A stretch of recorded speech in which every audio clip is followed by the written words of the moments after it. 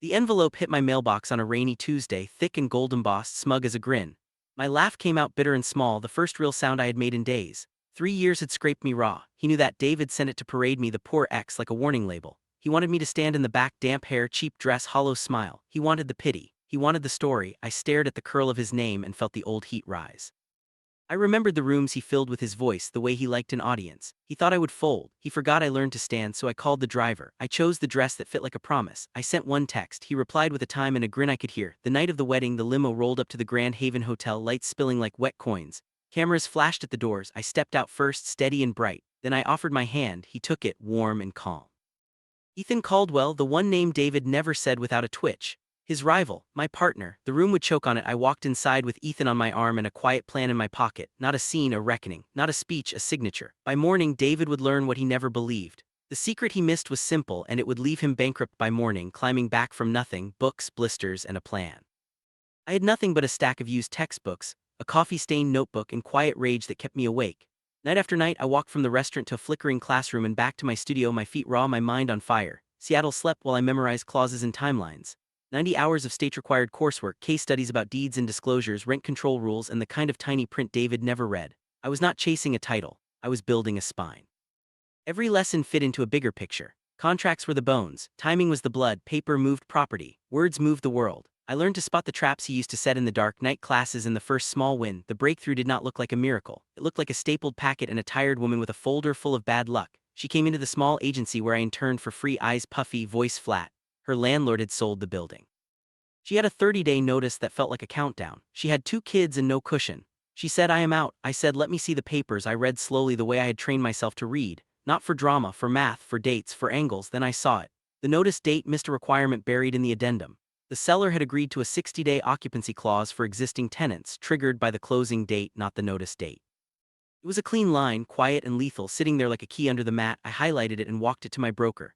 He skimmed, nodded once, slid it back and said, "Call her landlord." I did. My voice did not shake. I read the clause out loud and paused in the right places. I quoted the closing date. I pointed to the page. Then I stopped talking and let the silence work. He cleared his throat. He said he would call his attorney. He called back in an hour and agreed to honor the 60 days. The woman cried into her hands. I printed the email and clipped it to her file. It bought her time to find a place near her kids' school. It saved her from an extra month of double rent. It saved her from the edge. I walked home with streetlight glow on my skin and grease on my sleeves. I ate toast over the sink and stared at the page I had marked. That clause was my proof, not luck, not charity, skill. He had called me simple. Simple does not hear the hinge click. After that, the small wins came faster. I caught a missing legal description that would have stalled a sale. I fixed an earnest money addendum that could have cost a client their deposit. I learned the cadence of Washington forms, the way a fair housing class drills truth into your bones. I was still broke. I was not broken, feeding the fire, not the fear last, but I refused to let it steer. Rage is a bad driver. It runs red lights and wrecks you before the finish line. I needed clear eyes and steady hands, so I built a routine that could carry me when I felt hollow. Black coffee at 5. Notes at the cheap table by the window, flashcards in my apron pocket, flipped between orders, 3 chapters a week, no excuses even when my eyes burned, one win to write down every Sunday even if it was small. I took the heat in my chest and turned it into rows of clean, neat lines. I stopped replaying his laugh and started mapping his blind spots. He bragged. He rushed. He trusted people to stay impressed. I did not. The fear still came, late and mean, telling me I would fail and everyone would see. I fed it numbers, hours completed, clauses I could quote cold, names of clients who had thanked me. Evidence beats panic. By the time I met Ethan, my anger had thinned into focus. He did not rescue me. He opened a door I had already found. I walked through with my head clear and my plan tight. I knew exactly what I was going to do. I would not scream. I would not beg. I would work, study, and act with precision. And when the moment came, I would do it the right way. Meeting Ethan Caldwell, my ex's biggest rival and my best ally. Ethan's name had always set David on edge. In private, he would sneer and call him lucky, as if luck could build a company that size. I knew better by the time I met him. Ethan was patient and exact. He moved like someone who knew his math and his morals, and he did not need to raise his voice to be heard. By then, I had clawed my way through classes and casework. I was steady, not flashy. I had proof, not promises. Ethan saw it in minutes, and the way he spoke to me that night rewired my future, a fundraiser shift that changed my future. The ballroom smelled like lilies and old money. I wore a black apron and carried a tray that kept shaking until I told my hands to behave. Ethan stood near the silent auction table, reading the fine print on a donated luxury condo weekend like it was a contract, not a gift. He caught me glancing at the listing sheet and asked, "What do you see?" Not who are you, not who do you work for, not what is your story. He asked about the paper. I told him the truth. The HOA reserve looked thin for a building that aged, the rental cap would box in resale, and the square footage in the brochure seemed generous compared to county records. I said it in a low voice, fast and small, like I was not allowed to know things. He set his glass down and listened. He did not interrupt. He did not smile in that pitying way men do when they think they're being kind. When I finished, he asked for the page number. He pointed to the seller's disclosure and said, "Good catch." Then he waited for me to go on. I told him about night classes and the 60-day clause I had used to buy a tenant time. I told him I was learning to read line items the way cooks read tickets, fast and exact. He nodded once like I had said the weather. Then he gave me 3 pieces of advice, clear and useful. Build a folder of patterns. Repeated errors become roadmaps. Do your due diligence as if you will testify on it. Keep your voice even. Facts do the heavy lifting. No grand gestures. No job offer on the spot. Just a card and a time to meet at a coffee shop. He paid for his bid, picked up his coat and left without looking back. I slipped his card into my shoe so I would not lose it. That meeting turned into 5. He brought me sample deals, not glamorous ones. Small multifamily buildings in North King County, a mixed-use rehab near the tracks, an old warehouse with a roof that lied about itself. He taught by asking questions in the right order. Where's the risk? Where's the exit? Where's the paperwork? Thin Seattle was cooling, and he did not hide it.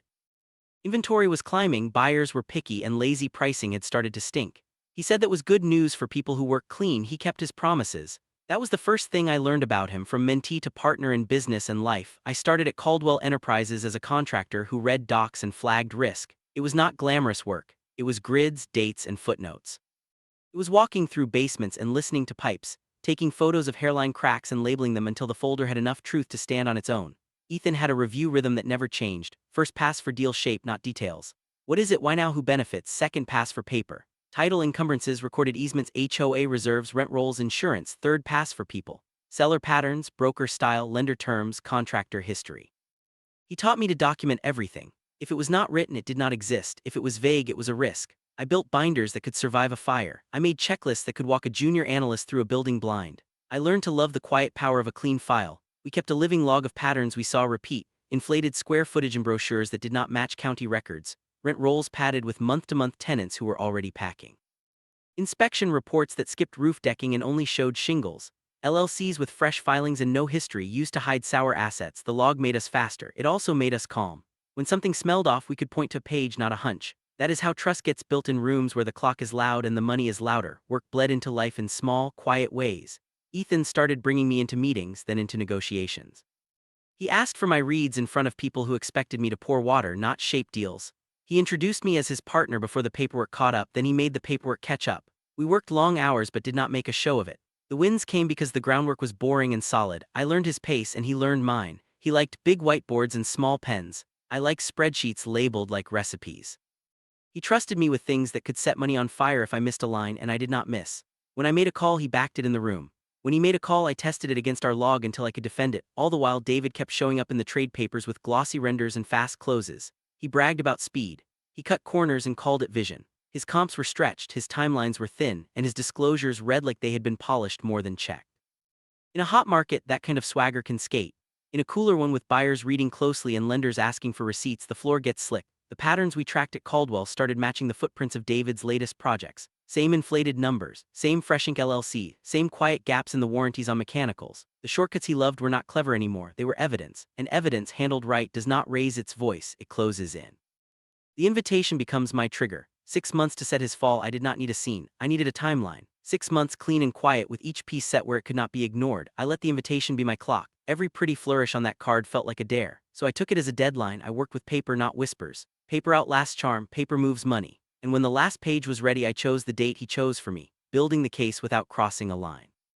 I started with public records. They cost a few dollars and ask for patience, not permission. King County Recorder. I pulled deeds, trust deeds, and amendments.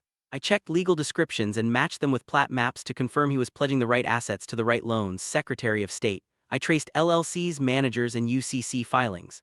Fresh entities with no history led to older shells with long dust trails. Court dockets and legal notices. I searched for past disputes, judgments, and mechanics liens tied to his projects or partners. I built a folder for each property and labeled it like a spine. Purchase date, loan date, construction draws, change orders, insurance binders. If a page did not fit, I found where it came from or I threw it out. Insiders came next. Not spies, just people who were tired of eating late fees. A project manager sent me emails from his personal account after he quit.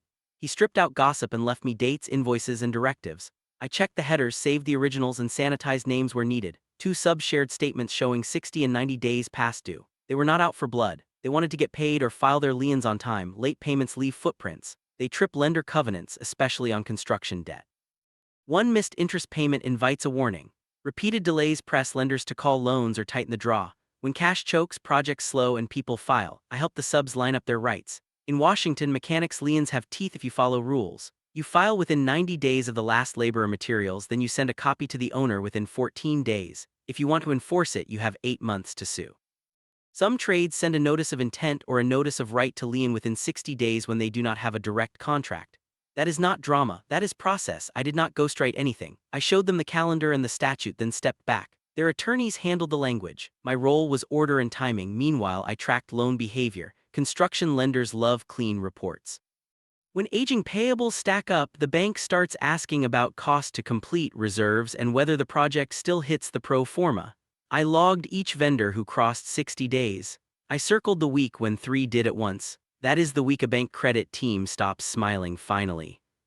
I built the audit trail. Every file had original documents and certified copies, email metadata and routing info, screenshots with timestamps from county sites. A simple index that a stranger could follow. I stayed out of his accounts. I never touched what I did not own. I did not need to. He was messy in public, and messy men leave doors open, choosing the wedding for maximum truth. The party gave me a clock. I set everything to land while the champagne was cold. The subs filed their liens the week before, inside the 90-day window, with copies mailed to his registered address. Those hit public record fast. Some counties post within a day. People who read legal notices saw them by Friday. The lender had already sent a stern letter about aging payables and schedule risk. When the second draw dispute popped, the file was ready for a call. One more late vendor notice and the lender could freeze the next draw. That is how you turn a flex into a choke. I coordinated, not controlled. Their lawyers picked the filing hour. I asked them to aim for Thursday and Friday. The county stamped them. The mail moved on schedule. The alerts went to anyone with a watch on his entities. That included Ethan's team, a few brokers, and a competitor who reads everything, including wedding write-ups. By Saturday morning, 3 events lined up like dominoes. Liens on his flagship project appeared in the index. Not rumors, records. The bank paused the draw pending proof of payment and revised cost to complete. A vendor sent a demand to escrow on a pending sale, flagging unpaid work. That holds up closings fast. I filed one quiet item of my own through counsel, a notice tied to a small cross-collateral clause that most people skip. No theatrics, just a document with a date that made 2 loans talk to each other. When one wobbled, the other felt it. So when I stepped into the Grand Haven, the truth was already moving. Phones started to buzz. A groomsman checked his email and went pale. His best man whispered something about a hold. His uncle, who loves legal notices, squinted at his screen. The ripple turned into a tide. I did not speak. I did not need to. The filing said it for me. The timeline made sure he heard it while the band played his favorite song. And by morning, all the people he wanted to impress knew the same thing. The paper finally caught up to the polish. Wedding showdown, limo arrival, rival on my arm, silence in the room. Every whisper in that ballroom snapped into place the second my heels hit the marble.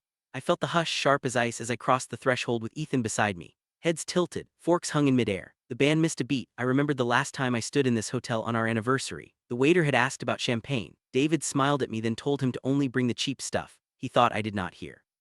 I did. Tonight I let that memory walk beside me, tall and bright. Clara Montgomery, the story said, the poor ex. Except the staff nodded like they knew my name and old friends blinked hard like they had misread the script. I caught a gasp from the table of bridesmaids. 2 of his college buddies stared at Ethan like he was a ghost stepping out of a headline. David's smile did not break. It frayed. He adjusted his cufflink, then the other, then reached for a drink that was not there. Vanessa pressed her fingers into his arm and delivered a practiced laugh. It skidded across the floor and died at my feet. I did not speak. I did not need to. Ethan's hand was warm at my back. The room held its breath and waited for the sound of the fall, walking in like I belong there because I do. I moved through the aisle like it was mine. The dress skimmed the floor, clean and quiet. The diamond bracelet caught the chandelier and the light played on the ceiling like a signal.